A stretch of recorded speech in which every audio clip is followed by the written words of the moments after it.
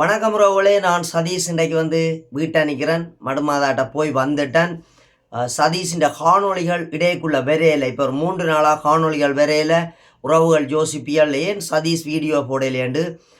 நான் அர்ஜுனா அண்ணாவுக்கு ஆதரவு தெரிவித்து கதைக்கிறதால அர்ஜுனா அண்ணா சம்மந்தமாக தான் நான் வீடியோ காய்ச்சண்டு போகணுமென்னு சொல்லி நான் யோசிச்சிருந்தது. மடுவுக்கு போவைக்குள்ள ஒரு சில விடயங்களை காட்டணுமென்று ஆசைப்பட்டிருந்தது. அதில் எனக்கு ஒரு சில விடயம் ஒரு தடங்கள் ஆயிட்டுது. அப்படி என்ன சதீஷுக்கு தடங்கள் ஆயின்னு சொன்னால், நாங்கள் ஒரு குறிப்பிட்ட இடத்துல இருந்து அங்கால போவேக்குள்ளே மழை பெஞ்சது. மழை பெய்யக்குள்ளே இந்த ரவுட்டர் இது கவரேஜ் எங்கே இல்லாட்டிக்கும் இந்த ரவுட்டரு கவரேஜ் வரும். பாக்கெட் ரவுட்டர்னு சொல்கிறது. 16,000 ரூபா நான் 5,000 ரூபா கொடுத்துட்டு 2,000 3,000 கொடுத்து கழிச்சு ஒரு அண்ணேட்ட வேண்டி நான் கடையில். இது எனக்கு மிஸ் ஆகிட்டுது. சரியா, இது மிஸ் ஆகிட்டுது. இது எனக்கு பிறகு என்னென்று கிடைச்சன்ற சம்மந்தமாக அவங்க கதைக்கணும். அடுத்த ஒரு விஷயம் இந்த ரீச்சா ஒரு சில விடயங்கள் இப்போ கதைச்சு கொண்டிருக்கிறார். அப்போ அது சம்மந்தமாகவும் நான் கதைக்கணும். அதுவும் முக்கியமாக எப்படி என்று பார்த்தீங்கன்னு சொன்னால், கிளிநொச்சி டிசிசி மீட்டிங்கில் அர்ச்சுனா அண்ணா 7 ஊழல் ஃபைல் கொண்டு போயிருந்தவர். அந்த ஃபைலில் ஆதாரம் இருந்தால் தூக்கி காட்டி இருக்கலாம் தானே, ஆதாரம் இருந்தால் நீ பொலிசுக்கு போயிருக்கலாம் தானே, ஆதாரத்தை கொண்டு போய் ஏச்சியோட கொடுத்துருக்கலாம் தானேன்னு சொல்லி ரீச்சா பாஸ்கரன் குழம்பி இருந்தவர். இப்போ அவருக்கே அந்த நிலைமை வந்திருக்குது. அது சம்மந்தமாக தான் நாங்கள் இந்த வீடியோவுக்கு போக போகிறோம். முதலாவது மடுவுக்கு நான் போன இடத்துல என்னுடைய இந்த ரவுட்டரையும் துளைஞ்சேன்னு சொல்லி மிஸ் ஆகிட்டுது. இது யார் மேலேயும் வருத்தம் கிடையாது, யாரும் எடுத்து ஒழிக்கவும் இல்லை. இது ஒரு சில தவறுகள். எப்படி என்று சொன்னால், மழை பெஞ்ச நேரம் சரம் நான் தோளில் போட்டிருந்த சரத்துக்கு என்னுடைய பர்ஸ், ஃபோன், இந்த ரவுட்டர் எல்லாம் ஸ்டாண்டு எல்லாத்தையும் கொண்டு போய் வச்சு ஒரு எங்களுக்கு வார வழியில் தண்ணி கொடுத்து கொண்டு ஒரு அண்ணாக்கள் வந்தவன் அந்த வாகனத்துக்குள்ளே வச்சு விட்டுட்டேன்னு சொன்னால், நாங்கள் மழையில் நிலையிறோம், இந்த பொருள்கள் நிலைஞ்சால் திருப்பி என்னால் வேண்ட முடியான்ற ஒரு பயத்தில் கொண்டே வச்சுட்டேன். வச்சால் எனக்கு இந்த பேர்ஸும் இந்த ரவுட்டர்ன்றது இந்த ஒரு பொருளும் மிஸ் ஆகிட்டுது. பேர்ஸ் எனக்கு உடனே கிடைச்சிட்டுது, ஒரு இதுக்குள்ளே கிடைச்சிட்டுது. இந்த ரவுட்டர் எனக்கு கிடைக்கலைன்னு சொல்லி இன்னும் ஒரு திட்ட பேக்கில் அது போட்டுது. அவருக்கும் தெரியாது எந்த பேக்கில் இருக்கிறது, எனக்கும் தெரியாது. கோயிலெல்லாம் போய் நான் எல்லாம் கும்பிட்டுட்டு என்ன காரணம்னா, எனக்கு வீடியோ எடுக்கிற மூட் அப்செட் ஆகிட்டுது. அப்போ நான் இந்த ரவுட்டர் இல்லாத ஒரு டென்ஷன்லேயே நான் கொஞ்சம் இடம் போயிட்டு அப்படியே கோயிலுக்கும் போய் எல்லாம் என்னுடைய நேர்த்திக்கடன் எல்லாம் முடிச்சு போன வருஷம் நான் மடுமாதாட்ட முட்டங்காலில் இருந்து எந்த ஒரு வரமும் கேட்கல. இந்த முறை நான் முட்டங்காலில் இருந்து போய் ஒரு சில விடயங்கள் கேட்டு மடுமாதாண்ட பாதம் தொட்டு வணங்கி போட்டு வந்தேன். எனக்கு எந்த மதமும் சம்மதம், இது மதம் அது மதம் என்று நான் பார்க்குறேன். என்னுடைய ஒரே ஒரு சிந்தனை, இந்த உலகத்தில் அனைத்தும் ஒன்று தான் அப்படி என்று யோசிச்சு பயணிக்கிறபடியா எனக்கு எந்த மதமும் இது இல்லை.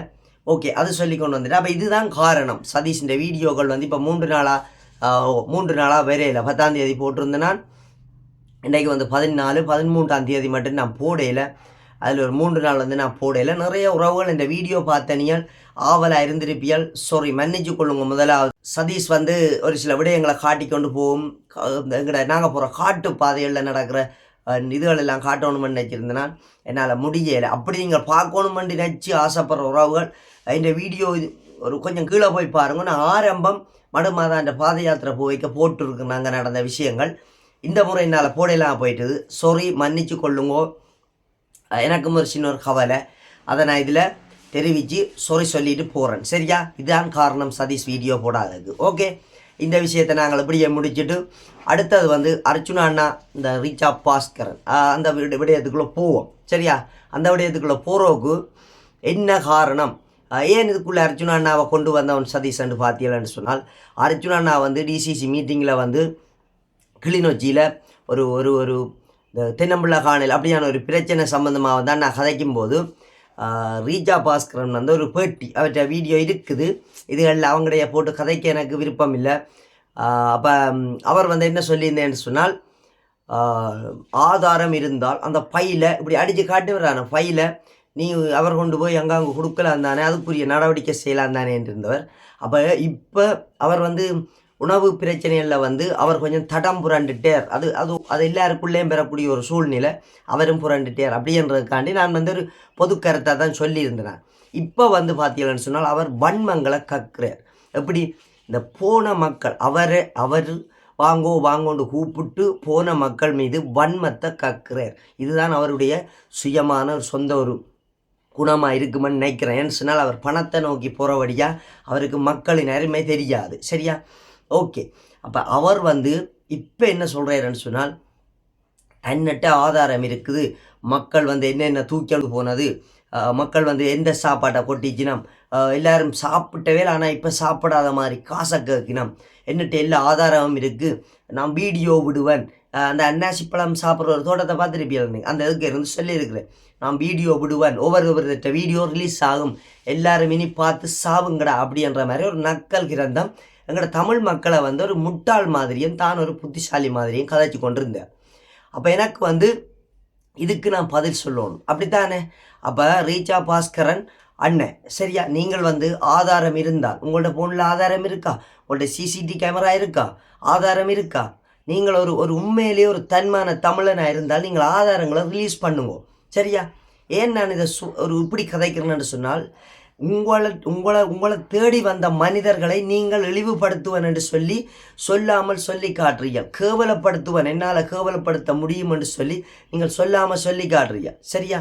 இப்போ நாங்கள் கூட வந்திருந்தால் கூட நீங்கள் சரி, நாங்கள் எந்த தவறும் செய்ய போகிறதில்லை, நாங்கள் வந்து ஆர்டிஎம் பொருளையோ எங்கேயும் போய் சேதப்படுத்தணும் என்று ஆசைப்படுறதில்லை. என்னென்னு சொன்னால், நான் கஷ்டப்பட்டு உழைக்கிறபடியா எனக்கு தெரியும், உழைப்பு பணம் அது எவ்வளவுத்துக்கு கஷ்டம்ன்றது வந்து அது எங்களுக்கு தெரியும். இப்போ இன்றைக்கெல்லாம் நியூஸ் பார்த்தனது 5500 கோடி ஏதோ உங்கள்கிட்ட கிடக்காமன்னு சொன்னால் நிறைய பேர் சொல்லினோம், அவருக்கு இப்படி மக்கள்கிட்ட சம்பாதிக்கணும்ன்ற அவசியம் இல்லையாண்டு.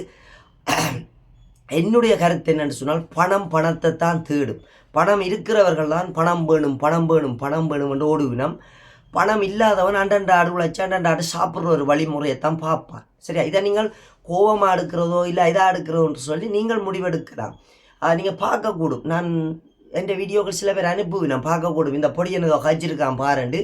நான் வந்து இதில் சொல்ல வர விடயம், அர்ச்சுனா அண்ணா என்பவர் வந்து ஆதாரத்தை வந்து வெளியில் அவுக்கண்டு விடையில்லாத ஒரு சூழ்நிலையில் இருந்தவர். சரியா? அவர் அந்த ஆதாரத்தை வெளியில் விட்டால் ஒரு சில விஷயங்களை வந்து மூடி மறைக்கப்பட்டுரும். அப்போ இந்த ஆதாரங்களை அவுக்கண்டு விடக்கூடாது. இதுக்குரிய ஒரு டைம் ஒன்று இருக்குது, அது நாங்கள் தட்டி இப்போ வழக்கு தொடர்ந்து கூட நாங்கள் அதை செய்து கொள்ளக்கூடிய ஒரு ஐடியா நாட்டை இருக்குது. அது அவற்றை ஒரு பார்வையில் இருக்கிறபடியால் அது ஓகே. ஆனால் நீங்கள் எந்த ரீச்சா பண்ணைக்கு வாங்கோண்டு கூப்பிடுறீங்க, கூப்பிட்டேன்னு எல்லானே உண்மையிலேயே நீங்கள் கூப்பிட்டு சரி இப்படி ஒரு சூழ்நிலை நடந்துட்டு உண்மையிலேயே எனக்கு தெரியுது, நீங்கள் இருந்த சுச்சுவேஷன் எனக்கு தெரியுது. இப்படியே ஒரு 2 மக்கள் வரைக்குள்ள சாப்பாடுன்ற விஷயம் வந்து எல்லாருக்கும் கொடுக்கக்கூடிய ஒரு சூழ்நிலையை வந்து கொண்ட்ரோல் பண்ணலாத ஒரு சூழ்நிலைக்கு நீங்கள் தள்ளப்பட்டுட்டீங்கன்னு எனக்கு தெரியுது. தெரிஞ்சாலும் நீங்கள் என்ன செய்திருக்கணும், இந்த மக்களுக்கு முடிஞ்ச அளவுக்கு நீங்கள் வெளியில் நின்று சில விஷயத்தை சொல்லியிருந்தால் கேட்கக்கூடிய மக்கள் இருந்தால் கேட்டிருப்பீங்க. அதையும் நீங்கள் செய்யலை. நீங்கள் அந்த இடத்த விட்டு வேறையான உங்களுக்கு ஒரு பாதுகாப்பை தேடி நீங்கள் போய் எங்கே ஒரு உள்ளுக்கு இருந்துட்டியா. முதலாவது நீங்கள் செய்த தவறும் அதுதான். அதுக்கு பிறகு பசியில் வந்தவன், காசை கொடுத்த டென்ஷனில் வந்தவன் வந்து கோவப்பட்டிருக்கலாம். அந்த சாப்பாடு இதுகளுக்குள்ளே வந்து கை வச்சு எடுத்த பொறிச்சு கொண்டிருக்க கை வச்சு எடுத்தேன்னு சொல்றியா, அதெல்லாம் வந்து நீங்கள் வந்து முன்னுக்கே நீங்கள் யோசிச்சிருக்கலாம். நீங்கள் கூப்பிட்ட நீங்கள் ஒரு அரேஞ்ச்மெண்ட் சொல்லியிருக்கலாம். இந்த 6:30 ப்ரோக்ராம் வந்து 7:30 ஆக்கப்படுது, நீங்கள் ஒரு பிரச்சனையும் இல்லை, இரவுக்கு இன்னும் ஒரு மணித்தியால் நீங்கள் எக்ஸ்ட்ரா எடுத்து இங்கே எல்லா விஷயத்தையும் பங்கு பெற்றுங்கோ.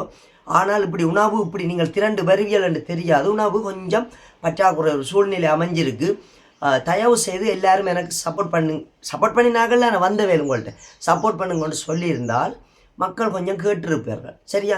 நீங்கள் அதுலேயும் அந்த ஒரு நடவடிக்கையை செய்யலை. நீங்கள் போய் உங்களோட பாதுகாப்பை தேடி நீங்கள் இருந்துட்டீங்களே ஏசி ரூமில். சரியா? சரி, இந்த பிரச்சனை முடிஞ்சேன்னு சொன்னால் நீங்கள் சொல்கிற மாதிரி உங்கள்கிட்ட ஆதாரம் இருந்தால் தயவு செய்து ரிலீஸ் பண்ணுங்க. நீங்கள் குற்றவாளி இல்லைன்னு சொன்னால் நிரூபிக்க வேண்டிய கடமை உங்களுக்கு இருக்குது. சரியா? நான் குற்றம் செய்யலைன்னு சொன்னால் நான் நிரூபிக்கத்தான் நான் போராடுவேன். நீங்கள் நிரூபியுங்க. ஏன் அப்படி நிரூபிக்க உங்களுக்கு அந்த வல்லமை இல்லைன்னு சொன்னால் சொல்லாதேங்க. சரியா? நீங்கள் அப்படி சொல்லிட்டு பிறகு நீங்கள் எங்களுக்கு இது பண்ணக்கூடாது. என்னட்ட இருக்கிற ஒரு நீங்கள் செய்யலாம் செய்யாமல் இருக்கக்கூடிய ஒரு யுத்தி சொல்லவா? சரி, அந்த சாப்பாடெல்லாம் காட்டினியல்லான்னு சாப்பாடு வந்து என்ன மாதிரி காட்டினியல் இதிலே பாருங்க, இதில் எல்லாரும் சாப்பிடாமல் கொட்டிட்டு போட்டினோம், சிந்திட்டு போட்டினோம், வெளியில் இதாண்டிட்டு போட்டினோம், இந்த இந்த பைப்பை வளைச்சிட்டு போட்டினோம், முறிச்சிட்டு போட்டினோம் சொல்றியல்லான்னு. ஏன் நீங்களே இது செய்திருக்கக்கூடாது? என்னுடைய ஒரு பாயிண்ட் ஆஃப் நான் என்னுடைய வெளி இதில் இருந்து நான் கேட்குறேன் கேள்வி. இந்த விஷயத்தை அடுத்த நாள் விடிய இல்லை இரவு நீங்களே செட் பண்ணி அந்த மேசையில் எல்லா சாப்பாடுகளையும் கொட்டி கீழே கிடந்த எல்லாம் அள்ளி வச்சுட்டு ஒரு வீடியோ காணொலி ஆக்கி போட்டு இங்கே பாருங்கோ இப்படி நடந்திருக்கு, இவ்வளவு சாப்பாடு இருந்தது, தவறாக இவையில் வெளியில் சொல்லினோம்னு சொல்லி ஒட்டுமொத்த சமூக மீடியாக்களையும் தான் நீங்கள் கொஞ்சம் பகைக்கிறீங்க. இது வந்து உங்களுக்கு நான் சொல்கிறேன், நீங்கள் முதலமைச்சர் கேண்டிடேட்டாக நிற்கிறது வேறு, நீங்கள் ஒரு ஒரு தொழில் செய்கிற இடத்துல ஒரு சில நடைமுறைகள் இருக்குது. சும்மா பணம் நான் பார்த்தேன் 2,40,00,000 வந்தேன்னு சொன்னால் சராசரி நீங்கள் 1 கோடியை செலவழித்து மக்களுக்கு சாப்பாடை கொடுத்துருந்தா கூட 1,40,00,000 40,00,000 சம்பளங்கள் உங்களுடைய செலவுகள் எல்லாம் தள்ளலாம். சரி, எப்படி பார்ப்போம், 1 கோடியை சாப்பாட்டுக்கு போடுங்க, 1 கோடியை சம்பளம் உங்களோட டெக்கரேஷனுக்கு போடுங்க, 40,00,000 உங்களுக்கு ஒரே நாளில் மிஞ்ச போகுது. என்னப்பா ஆற பேனாக்குறியல் விளங்க. இப்போ நீங்கள் என்ன செய்வியல்? ரைட், இவன் திரும்பி கதைக்க வலிக்கிட்டான், இவனுக்கு ஏதாச்சும் செய்யணும்னு யோசிப்பியல். அப்படி யோசிச்சு போகக்கூடாது. உங்களுடைய வளர்ச்சிக்கு ஒரு சில வெளியில் இருக்கிறவங்க கருத்தை நீங்கள் எடுக்கணும். எங்களையெல்லாம் எதிரியாக பார்த்து போகணும்னு சொன்னால் கஷ்டம். எனக்கெல்லாம் ரீச் ஆக வரணுமென்ற ஆசை இருந்தாலும் எனக்கு வேற அந்த ஒரு பண வசதி இல்லாததால் நான் வரையிலேன்னு தான் நான் சொல்லி கொண்டு போவேன். எனக்கு முடியாது, நான் வரையில. அதுக்காக உனக்கு போயிடாத எரிச்சல்ல கதைக்கிறியான்னு கேட்டால் இல்லை. எனக்கு நாங்கள் வன்னியில் இருந்து அட்டிப்பட்டு நொந்து நூலாகி வந்து நாங்கள் இந்த ஆடம்பரம் இப்படியான இதுகளெல்லாம் பார்க்க எனக்கு விருப்பம் வர. நான் இந்த கோயில்கள், குளங்கள், கோயில் அப்படியான இடங்கள் மட்டும்தான் நான் கூட பயணிக்கிறது. மற்றபடி பெரிய ஒரு இதுகளில் இதான் இப்போ யாழ்ப்பாணத்திலோட இப்போ இந்த உணவு திருவிழாண்டு ஏதோ போட்டிருக்கணும், அதுக்கெல்லாம் போக ஆசை. ஆனால் எனக்கு முள்ளிவாய்க்காலில் செத்ததுகளை பார்த்த ஒரு வலி இருக்கிறபடியா எனக்கு அதை நான் பெரிய அளவில் இது பண்ண யோசிக்கிறேன். நானும் நல்லவன் தான். உங்களுக்கு எதிராக வீடியோ போடுறேன்னா கெட்டவன் என்று நினைக்கிறேன். நானும் நல்லவன் தான். அர்ச்சுனான்னா எந்த தப்பு செய்தாலும் நான் ஆதரித்து போகிறேனான்னு கேட்டால் இல்லை. அவர் தப்பு செய்யாத பட்சத்தில் நான் அவரை பாராட்டுவேன், அவர் மக்கள்கிட்ட கொண்டே சேர்ப்பேன். ஏன்னு சொன்னால் என்னுடைய பார்வையில் அர்ச்சுனான்னா இந்த வரைக்கும் தப்புன்றதை வந்து செய்யலை. அவர் ஒரு வெளிப்படையாகவும் வெள்ளேந்தியாகவும் தன் மனசில் படுற விஷயத்தையும் வந்து ஓப்பனாக கதைச்சி கொண்டு போகிறார். மக்களுக்கு நல்லது செய்யணுமென்ற ஒரு சிந்தனை அவர்கிட்ட இருக்குது, ஆழமாக இருக்குது. அவர் ஒரு நல்ல ஒரு பதவியில் இருந்தால் செய்வேர். பணம்ன்றது அவருக்கு பெரிய ஒரு இதே இல்லை. அவர் இப்போ 15 லட்சம் கேட்கவே சனம் அள்ளி கொடுக்குது. இதே பெரிய ஒரு தொகை வேணுமென்றாலும் கொடுக்குங்கள், செய்யுங்கள். அது அவரை பிடிச்ச உறவுகள் செய்யுங்கள். அது அவருடைய ஒரு நல்ல குணாதிசயம். அவர் நல்ல மனிதர் என்று நான் பார்க்குறேன். சரி, உங்களை சொல்கிறேன்னா கெட்ட மனிதர் அப்படின்னு சொல்லு. தொழில் ரீதியாக நீங்கள் செய்கிற சில விடயங்கள் வந்து உங்களுடைய சில பார்வைகள் வந்து தவறு. உங்களை தேடி வந்த மக்களை நான் சிசிடிவி கேமராவில் வீடியோ எடுத்து போடுவேன், மக்களை எல்லாரையும் அவமானப்படுத்துவேன், கேவலப்படுத்துவேன் என்ற உங்களுடைய எண்ணம் தவறு. நீங்கள் அதுக்குள்ள வரைக்குள்ள நீங்கள் கெட்டவர். சரியா? அதைத்தான் நான் சொல்லுவேன். அதுதான் என்னுடைய ஒரு காணொளி.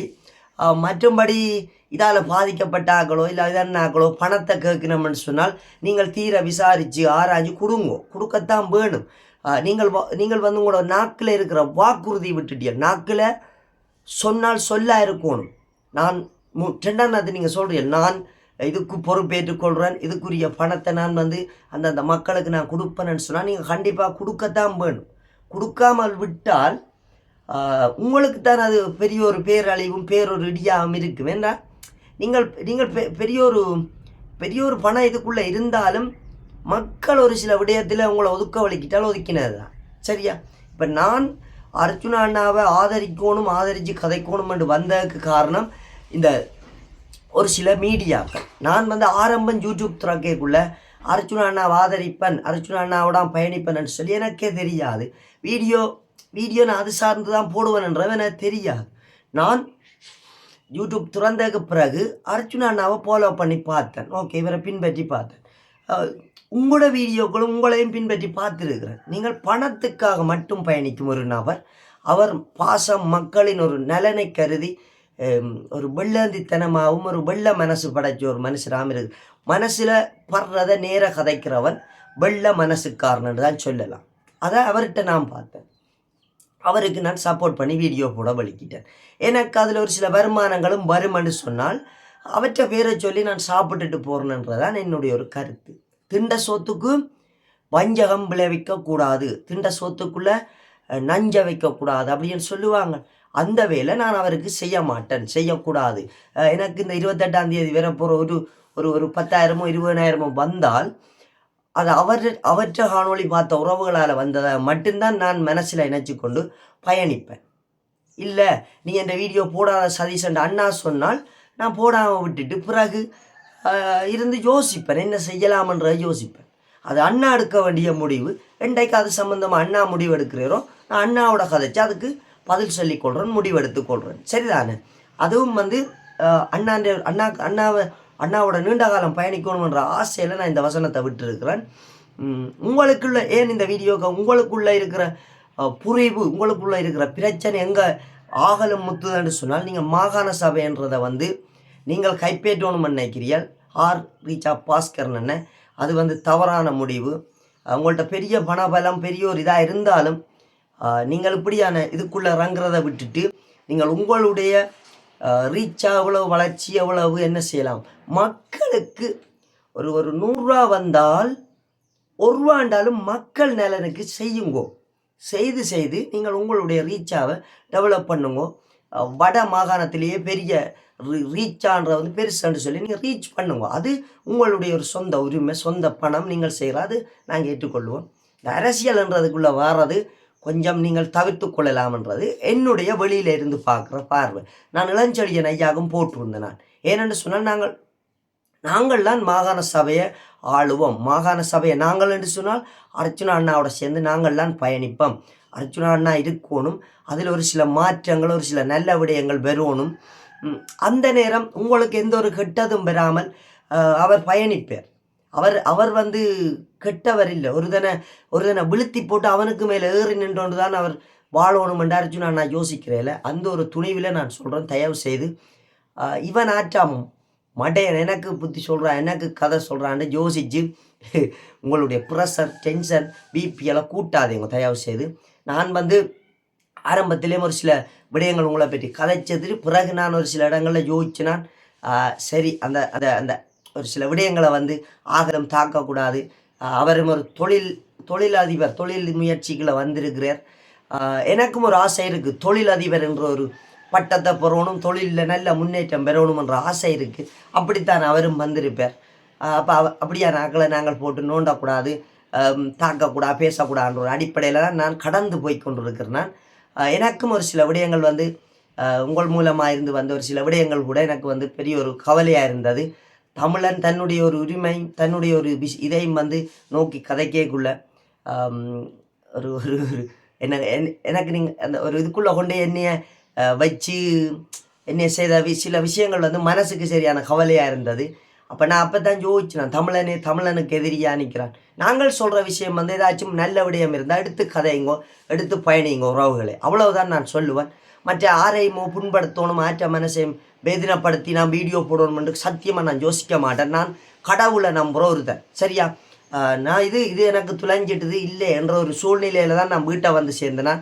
ஆனால் எனக்கு விடிய போன் வருது, இது தம்பி இருக்குன்னு சொல்லி நான் ஒரு மடுமாத சிலை ஒன்று கொண்டு எங்கட வீட்டு படத்தட்டில் வச்சேன். நான் வச்சுட்டும் கடவுளேன்னு கும்பிட்டுட்டு வாரன் வெளியில் ஏதோ வேலை செய்த நின்றுட்டு பார்க்க ஃபோன் அடிக்குது. ஃபோன் அடிக்க நான் மனசில் நினைச்சது இந்த ரவுட்டர் சம்மந்தமாக தான் யாரோ எனக்கு ஃபோன் எடுக்கணும் அப்படின்னு தான் நான் நினைச்சோண்டு போனேன். உடனே அந்த ஃபோன் தான் அந்த ரவுட்டர் சம்மந்தமாக தான் எடுத்தது. ஏன்னு சொன்னால் இன்றைக்கு நான் வீடியோ போடணும்னு சொன்னால் எனக்கு இந்த ரவுட்டர் முக்கியம். இது இல்லைன்னு சொன்னால் நான் வீடியோ போட இல்லாது. ஏன்னு சொன்னால் அந்த டேட்டா பேக்கேஜுகள் ஃபோனில் இருக்கிற டேட்டாவுக்கு போட்டால் அதிகமாக எடுக்கும். இன்றைக்கு போடுற வீடியோ 2 நாளையாக தான் டவுன்லோட் ஆகும். அப்போ ஒரு சில விடயங்கள் மக்கள்கிட்ட உடனே சொல்லக்கூடிய சூழ்நிலை அமையாதுன்ற ஒரு பயமும் ஏக்கமும் இருந்தது. நான் இது வேண்டப்பட்ட பாடம் எனக்கு தான் தெரியும். அப்போ இதில் ஒரு சில அண்ணாக சொல்லிடுவேன், ஏன்ட்டு அவன் கஷ்டம்ன்ற இல்லை எனக்கு இப்போ கஷ்டம் இல்லை, நான் கஷ்டமாக இருந்தாலும் ஒரு டைம் ஒன்றும் கேட்க மாட்டேன். அதில் நான் உறுதியாக இருக்கிறேன். நான் இந்த ரவுட்டர் கதை ரவுட்டர் வந்து இப்படி விடிய ஒரு இந்தியாவில் இருந்து ஒரு அண்ணா ஃபோன் பண்ணினேன், சதீஷ் அங்கே உங்களோட வீடியோ ஒன்றும் வரையிலேண்டு. அப்போ நான் இப்படி சம்பவம்னு சொல்லி, அப்படி யாரும் இந்தியாவிலேருந்து வந்தால் சொல்லுங்கள் சதீஷ், நான் பிள்ளைக்கு ஒரு ரவுட்டரை அனுப்பி விட்றேன்னு சொன்னவர். அப்போ நான் சொன்னேன், அண்ணா தயவு செய்து எனக்கு வேண்டாம், இது பிரச்சனைகளுக்குள்ளே போயிடுமண்ணா, அது வேண்டாம், நான் என்னால் முடிஞ்ச அளவுக்கு நான் ஏதாச்சும் செய்து கொள்றேன்னு சொன்னேன். அவருக்கு உண்மையிலேயே அவருக்கு மனக்கவலையாக போச்சு, சதீஷ் ஒரு விஷயத்தை வேண்டாம்னு சொல்லுதாண்டு. அப்புறம் எனக்கு ஒரு சில அட்வைஸ் பண்ணினவர், நான் ஓகே நான் பிரச்சனை இல்லையான்னு சொல்லிட்டு வச்சுட்டேன். இந்த வீடியோ பார்க்குற உறவுகள் அனைவருக்கும் நான் சொல்கிற விடயம், நல்ல நல்ல பதிவுகள் வரும். அதுலேயும் 199% அர்ச்சுனா அண்ணா சம்பந்தமாக தான் வரும். 100க்கு 100 நான் சொல்லிடுவேன். இந்த ஒரு சில சமுதாயம் சார்ந்த விஷயங்களும் ஒரு விதமாச்சும் போடணும் என்று நான் ஆசைப்படுறேன். சில சமுதாயத்தில் நடக்கிற பிரச்சனைகள், சில சமுதாய சீர்கேடுகளை நான் போடணும், கதைக்கணும் என்று ஆசைப்படுறேன். அதால் 99% வந்து அண்ணாண்ட வீடியோவாகவும் இருக்கும், ஒரு வீதம் வந்து சமுதாயம் சார்ந்ததாகவும் இருக்கும். அண்ணாண்ட வீடியோண்டா அண்ணாண்ட நல்ல விடயங்களை வந்து மக்கள் மத்தியில் கொண்டே சேர்க்கணும், அவ்வளவுதான் நான் சொல்கிறது. என்னால் ஒரு சில வீடியோக்கள் பார்க்க முடியாமல் போயிட்டுது.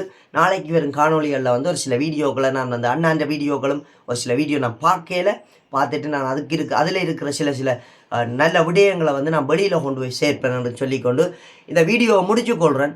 மீண்டும் ஒரு காணொலியில் சந்திக்கும் வரை உங்களிடமிருந்து விடைபெறுவது உங்கள் சதீஷ். நன்றி உறவுகளே.